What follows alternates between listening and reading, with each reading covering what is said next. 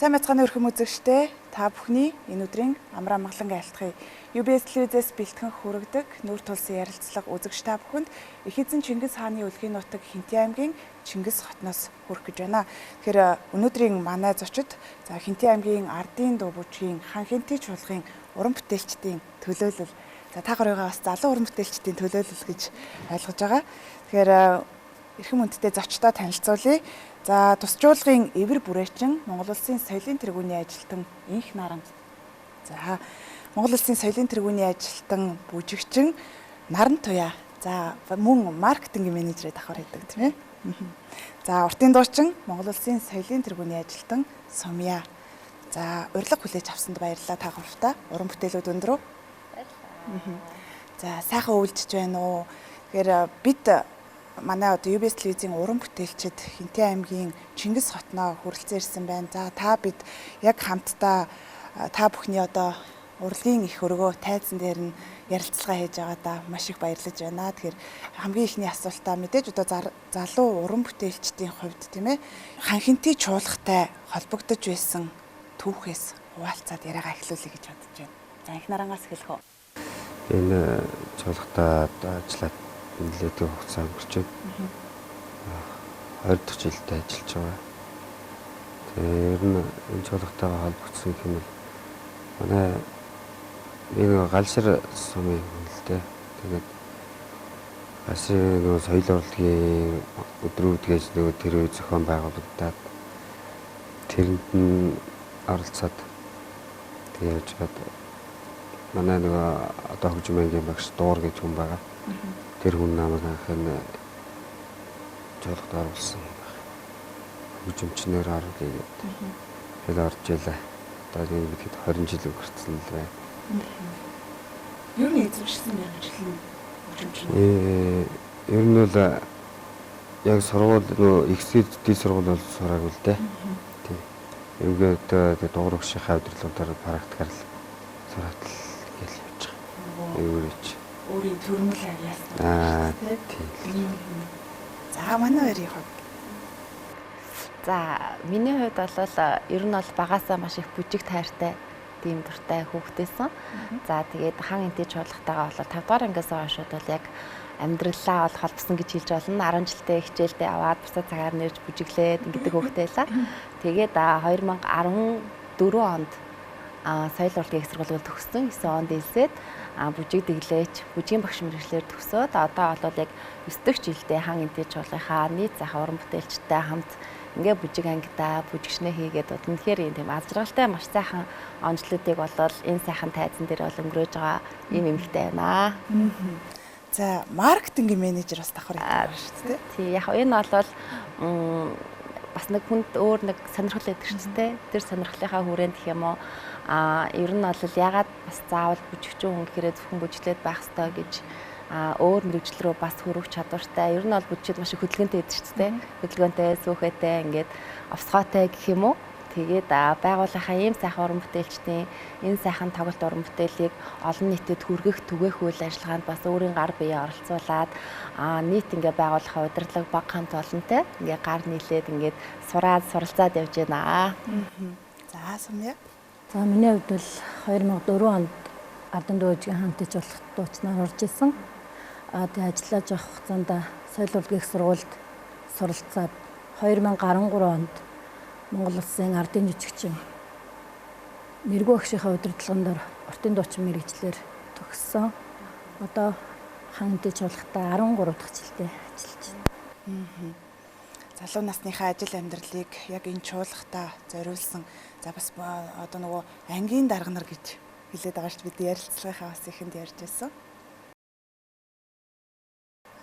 Хинтээ аймаг за Монгол Улсын ууган 4 аймгийн нэгэ 2023 онд Монгол Улсын хэмжээнд 4 аймаг түүхэн одоо 100 жилийнхаа хойтой залгаж байгаа нэг нь Хинтээ аймаг тийм ээ. Тэгэхээр 100 жилийн ойгоо угтсан. За мөн хан Хинтээ чуулгын 40 жилийн ой тохиож байгаа ингээд давхар ой тохиосон одоо ийм жилд одоо уран бүтээлчдийн хувьд маш завгүй байгаа бах. Мэдээж одоо өнгөрсөн 2-3 жилд тийм ээ ковид буюу дэлхийг одоо хамарсан цар тахлын улмаас уран бүтээлчдийн хувьд нэг юм хомигдмал байсан байх л да. Одоо бол уран бүтээлтэй эрчимтэй орцсон. За дагаад ойн одоо түүхэн арга хэмжээнүүд зохиогдож байгаа учраас маш их ажилтай байна уу? Тэглөө яг сүүлийн 2 жилөө дэлхийн нийтээр ковидтэй лээ тэр үед бол манай байгууллагын хувьд илүүтэйгээр нөгөө цаашдаа үйл ажиллагаа стратеги төлөвлөгөө боловсруулах бодлого хөтөлбөрөөр гаргах мэтчлэн бол дотоод зохион байгуулалтаа бол бас л нэлээ ажилтай жилүүд өнгөрлөө. Одоо бол яг тэрнийхээ хүрээнд үйл ажиллагаа маань илүү бүр эрчимжээд за яг нөгөө шатлсан арга хэмжээ аваад эхэлж байна. За Хинтэн аймгийн 100 жилийн хүрээнд ихэд бол маш олон том үйл ажиллагаанд төлөвлөлөөд бол цахаасаа хийгээ явж байгаа. За тэгээд хан энтэй чуулга маань бас энэ жил 40 жилийн ойтой 2 том ой давхцсан. Уран бүтээлчтэй маань бас маш их ачаал авсан. За тэрэндээ бүр илүү амгшсан. Ер нь уран бүтээлч хүмүүст тэгдэ шинэ уран бүтээл гараад тэрнийхээ ард гараад за тэгээд үзэгч олноосоо илүү таашаал те илүү их гойд нөгөө сэтгэл ханамж авдаг те шинэ бүтээл гарсны ард дээр тэр бүхнийг мэдэрсэн ингээд маш гайхалтай завгүй хамт олонтойгоо илүү ойр байсан хамт олонч болж чадсан нэгдсэн юм өдөр хоногуд бол үргэлжилж байна. Удахгүй ингээд цааштай юм ажлууд бас ингээд өргөжлөөд явах баха. Ойн одоо төлөвлөгөө бол гарчихсан байна. Тийм, төлөвлөгөө болоод ер нь болоод бас нийт Монголын ард түмэн маань мэдэх бах ардын дуугийн хан энтэй чуулга маань Монгол улсынхаа хэмжээнд зүүн Монголын уламжлалт тийм сайхан соёлын өв уламжлалыг хадгалж за ингэж уран бүтээлээрээ дамжуулан ард олноо бас соён гэгэрүүлдэг байгууллага байдаг. Тэгэхээр яг л нөгөө энэ үйл ажиллагаагаа илүү нөгөө хүмүүс таниулсан. За тэгээд өмнөх сайхан Ахмад уран бүтээлчдийнхаа уран бүтээлийг эсэргэн засварлсан шинэ уран бүтээлүүд хийх. За тэгэл яриул бол маш олон үйл ажиллагаа болол хийхээр төлөвлөө цахаасаа ахуулаад ингээ хэрэгжээд явж байгаа. Энэ хоёр том ойтой давхцаад бас 10 сумын ойтой гэсэн. Мэдээж одоо аймгийн урлагийн байгууллагын уран бүтээлчдийн хувьд тэдгээр сумдыг ойгоо тэмдэглэх за зориод ирсэн зочин гийчнийг урлагийн одоо үйлчлэгээр тийм ээ үзүр үйлчлэгээр үйлчлэнэ гэдэг бол та бүхний үүрэг бас хариуцлага. Тийм энэ жил бол яг манай аймгийн 10 сумдын давхраа явагдаж байгаа. Тэгээд манай байгууллагын хувьд аль болох бусад сумдуудаа өөрийн аймгийн сумдуудаа соёл урлагаараа үйлчлэх за сумдын ард иргэдтэй өөрснийхөө сайхан бүтээлийг толилуулах чиглэлээр болол хэд хэдэн сумдын ой арга хэмжээнд бол очихоор төлөвлөсөн. Тэгтээ нөгөө нэг яг сумдын маань ой бас нэг өдрүүдэд давхцдаг болохоор тий. Тэгэхээр яг боломжоор л тий бид бүхэн ингээд става өргөтгөөд 2-3 хуваагдаад ингээд тоглолтуудаа олол хүрхэхээр болол ерөнхийдөө бол тиймэрхүү байдалтай байгаа. Ер нь хичнээн уран бүтээлчтэй юм бэ. Тэгэхээр хуваагдал явах нь шүү дээ. Тийм манайх бол ер нь бол яг 58 хүний оронтойтэй. За тэгээ уран бүтээлийн маань анги нэг 30 гаруй байдаг хаа тий 30 гаруй хүн байгаа. Хинтэн аймгийг Монгол Улсын засгийн газраас түүхэн аялал жуулчлалын бүс нутаг болгон одоо шийдвэр гаргасан. За мөн одоо улсын чанартай автозам дайран өнгөрдөг учраас маш олон зочин гүйчин өдөр тутамдаа дайран өнгөрдгөө. Тэгэхээр урлагийн байгууллагаараа дамжуулаад тэдгээр хүмүүст одоо альва улс орон тийм ээ аймаг орон нутгийн нүүр царай бол урлагийн байгууллага байдаг. Түүгээрээ дамжуулаад аймаг орон нутгаас сурталчлах үүрэгтэй. Энэ хүрээнд ямар ажлууд хийгддэг юм бол? За ер нь бол одоо жишээ нь манай хөгжим ангид ихэд эхнэр ах манаас хэлэх бах те маш олон гой хөгжмийн тоглолтууд зохион байгуулахаар.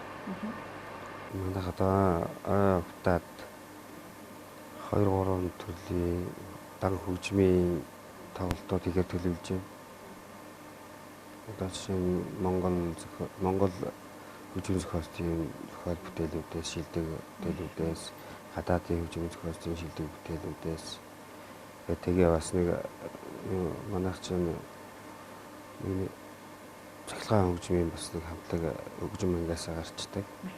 Дуучтайгаа хамтраад бас нэг кавер тоглолт гэдэг.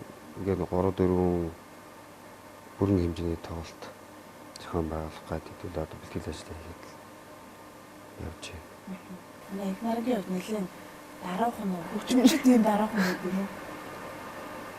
Тийм. За манай хоёрын тариулах зүйл юм. Манай дуу ангийн хувьд бол одоо 10-аад дуучинтай.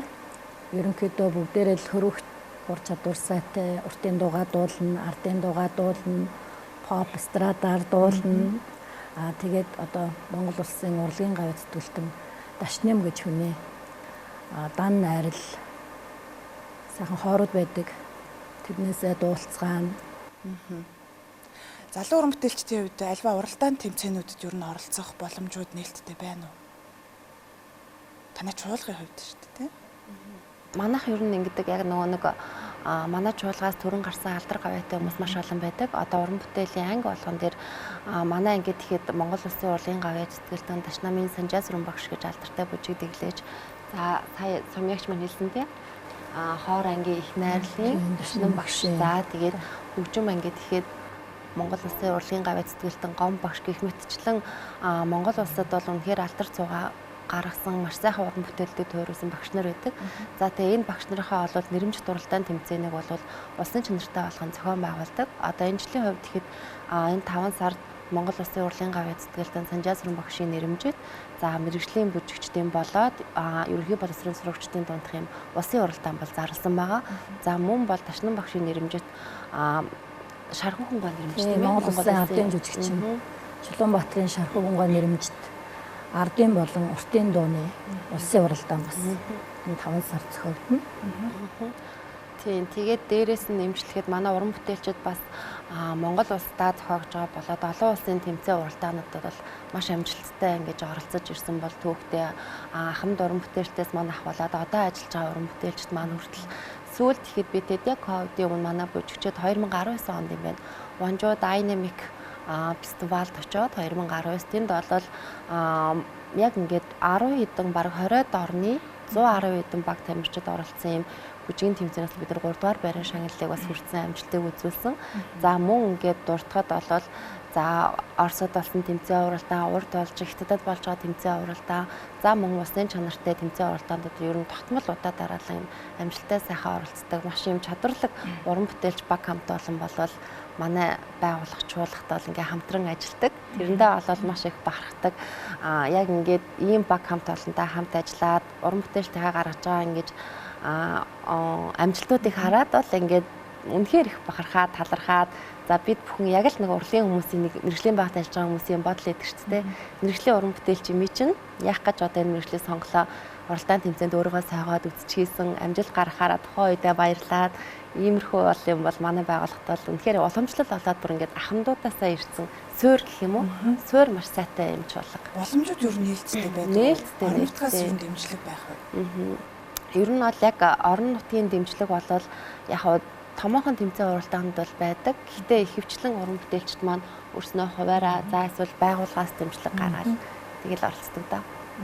Чуулгынхаа бүрэн бүрэлдэхүүнээрээ Улаанбаатар хотноо болсон маш олон тоглолтуудад оролцдог. За саяхан 100 жилээ өгсөн бас алдартай гавьяатнуудаа цуглуулсан томоохон тоглолтыг UB Palace-д тавьсан. Тэгэхээр ер нь цаашдаа хийх Улаанбаатар хотод за нутгийн зон олноо, нутгийн зөвлөлүүдээс ингээд зохион байгуулах ямар тоглолтууд төлөвлөгдөж байгаа вэ? Одоо яг нэг айн хүрээнд энэ жил айн хүрээндээ болол манай хангинтэй чуулга бол бүрэн бүрэлдэхүүнээр Улаанбаатар хотод бол тоглолтоо зохион байгуулах байх. Өмнө нь бас нэг 2018 онд яг 5 жилийн өмнө байна. 35 жилийн ойгоороо бас сар тогтнолын ордонд манай байгууллага бүрэн бүрэлдэхүүнээр бол тоглолтоо хүргэжсэн. Энэ жил бас яг уламжлал ёсороо хотод бас тоглох байхаа. Ямар ч тач одоо 2023 он бол завгүй жил байна. Орон нутгийн уран бүтээлчдийн хувьд бол нэг онцлогтой гэж би ойлгодог л доо. Маш олон малчтыг за тэр тусмаа өвөлдөө одоо бас цасцуудтай байх үед за хаврын хахир хатууг давсны дараа одоо дэмжлэг сэтгэл зүйн одоо тийм ээ дэмжлэг маш их шаардлагатай байдаг. Энэ үед бол одоо уран бүтээлээрээ дамжуулаад тэдгээр иргэддээ сэтгэлийн дэмжлэг өгөх тийм ээ маш олон одоо урлаг соёлын үйл ажиллагааг зохион байгуулах хэрэгтэй байдгийн болов. За энэ жилийн хувьд бол бас өвөлжилт нэлээд хүндрэлтэй тийм ээ хатуу байна. За цасцуудны байдал бас хэцүү байх шиг байна. Орон нутгийн засаг даргатай ярьж байхад за Хинтээ аймгийн хувьд бол бас зудтай аймагуудын тоонд орж байгаа. Малчтын хувьд бол сэтгэл зүйн байдал хүнд байгаа гэсэн. Тэгэхээр урлагийн байгууллагаараа дамжуулаад ер нь тэдгээр иргэдээ магадгүй малчтыгаа хэрхэн дэмжиж гэж бодож авд юм бол за маркетинг бол тэн дээр маш олон одоо ажлуудыг төлөвлөх хэрэгтэй гэдэг юм болов. Ер нь бол манай уран бүтээлчид ялангуяа манай дуучид 12 хоногийн 20 хоногийн баргаад гараад яг нөгөө малчны хотгонд нь очиод за үйл ажиллагаагаа танилцуулаад яг нөгөө боддоор дуулна гэдэг шүү дээ. Энэ талаар манай сумьягч бүр яг дэлгэрэнгүй ярих байхад.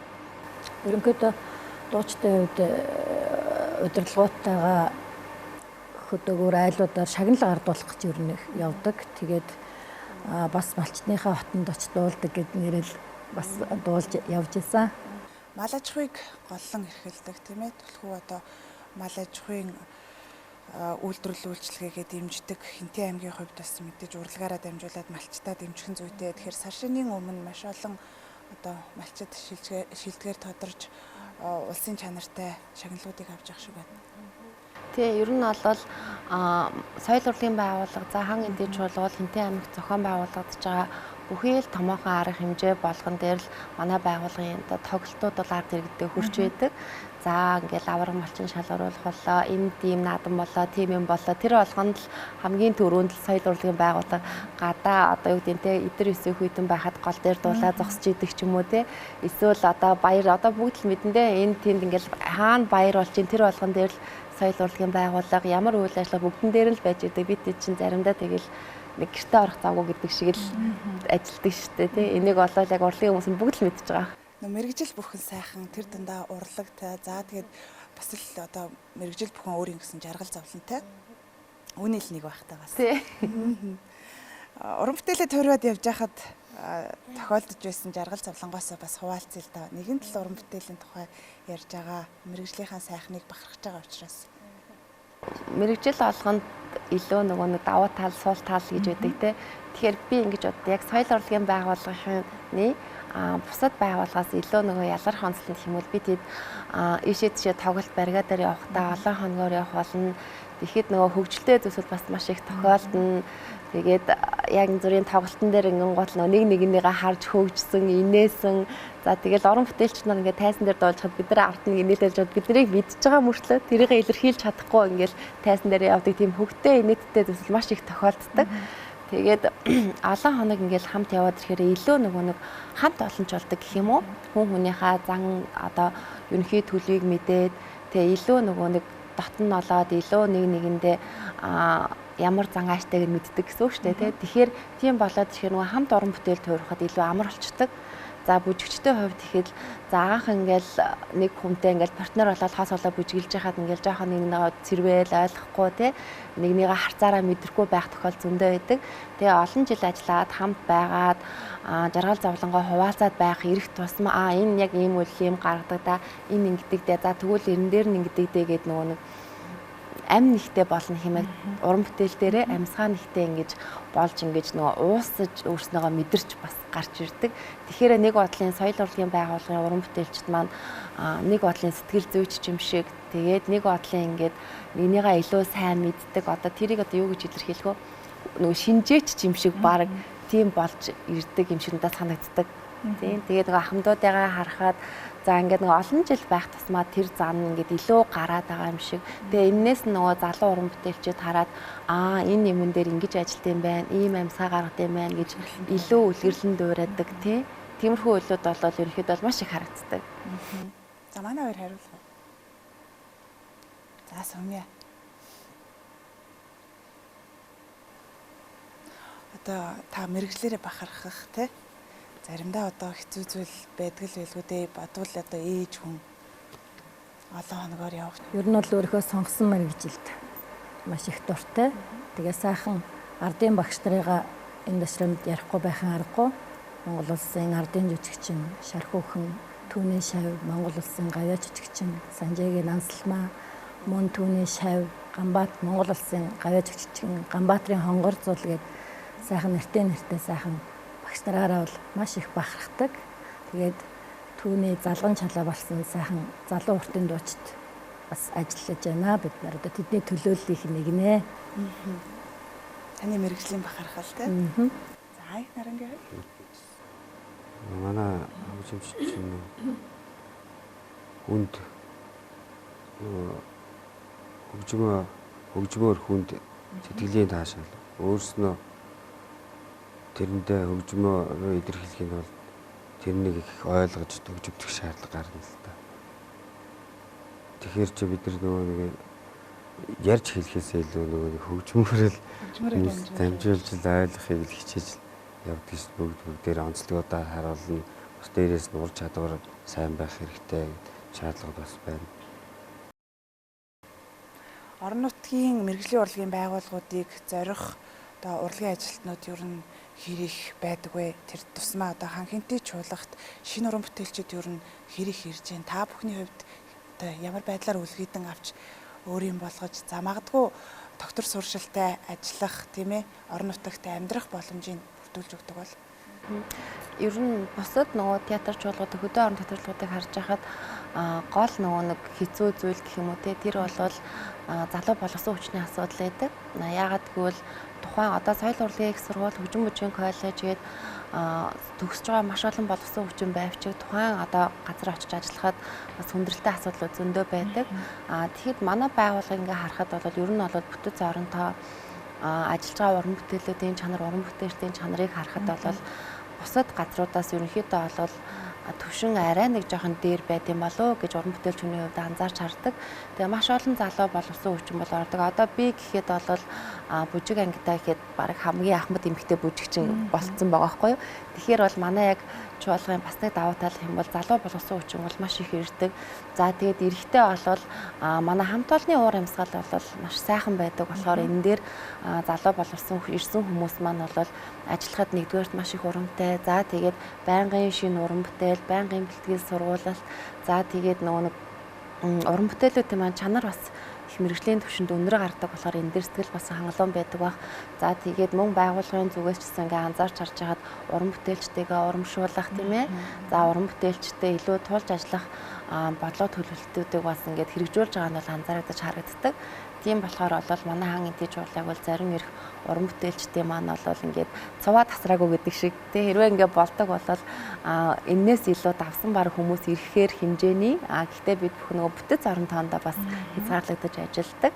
Тийм болохоор бол ирсэн уран бүтээлчд маань бол маш их сэтгэл хангалуун гоё бол ажилладаг гэдгийг бол дотор нь ажиллаж байгаа хүний хувьд л мэдэрдэг. Тий. Хамгийн сүүлд ирсэн уран бүтээлч нь хэв. Хамгийн сүүлд гэвэл дуу ангид тий. Тий. Хөгжим бүжгийн консерватор гэдэг үлээ. Консерватор тийг төгссөн Лусанд орж гээд уртын дуучин. Ирээд одоо 11 сард орсон баг тий. Тэгээд хүмүүсээс ажиллаж. Нэг үе орон нутагт ажиллаж амьдрах, за магадгүй мэрэгжил эзэмшээд зөвхөн Улаанбаатар хоттой амьдрах сонирхолтой залуусын тоо их байлаа л да. Одоо бол яг нь Монгол Улсын засгийн газраас орон нутаг руу чиглэсэн бодлогыг хэрэгжүүлж одоо төвлөрлийг одоо сааруулах бодлогыг хэрэгжүүлээд орон нутаг руу иргэдийн ажлыг, амжиргааг, тийм ээ амьдралыг чиглүүлж байхыг бодлогоор дэмжиж байна. Хинтээ аймгийн хувьд ч гэсэн за мөн хан хинтээ чуулгын хувьд ч гэсэн одоо залуу уран бүтээлчтэй дэмжиж байгаа нь яхаарахгүй ажиглагдаж байгаа. Маш олон залуу уран бүтээлч шижгэнсэн сайхан охтууд залуучуудаас өнөөдөр тайзнаа дуулж байгаа харагдсан. Тэгэхээр та бүхэндээ бас уран бүтээлийн өндөр их амжилтыг хүсгэн зүйтэй бах. Мэдээж одоо хичээл зүтгэлтэй хүнээс сайн уран бүтээл төрдгөө одоо хөдөлмөр хэдэн хувь гэдэг үлээ? 1% авьяас 99% хөдөлмөр тий.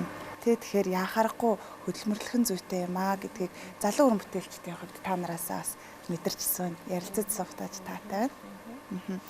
За ярилцлагынхаа төгсгөлд та бүхэн бас бидний нэвтрүүлгээр дамжуулаад тийм ээ иргэдтэй, үзэгчдтэй магадгүй орон нутгийнхаа хүмүүст хандаж хэлэх зүйл байвал микрофоноо нээлттэй үлдээг.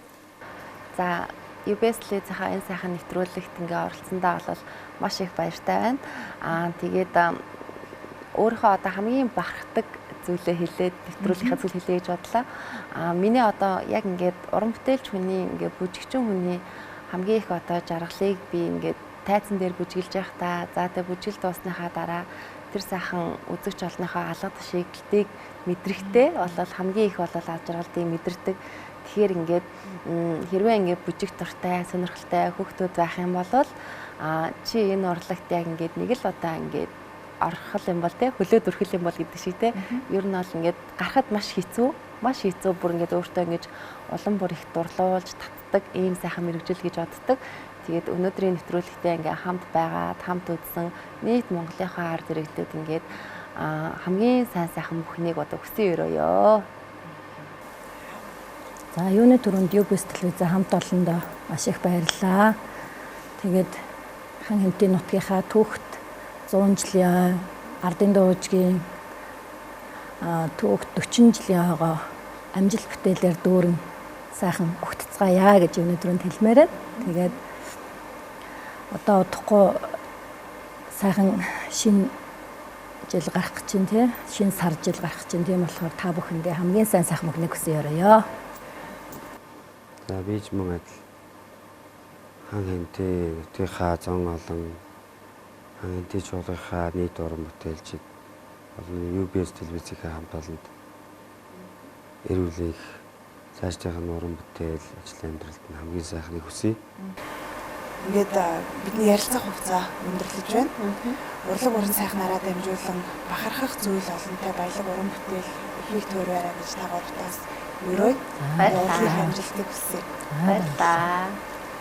За энэ хүрээд нүүр төлсөн ярилцлага үзэж та бүхэнд хүрээд өндөрлөлөө.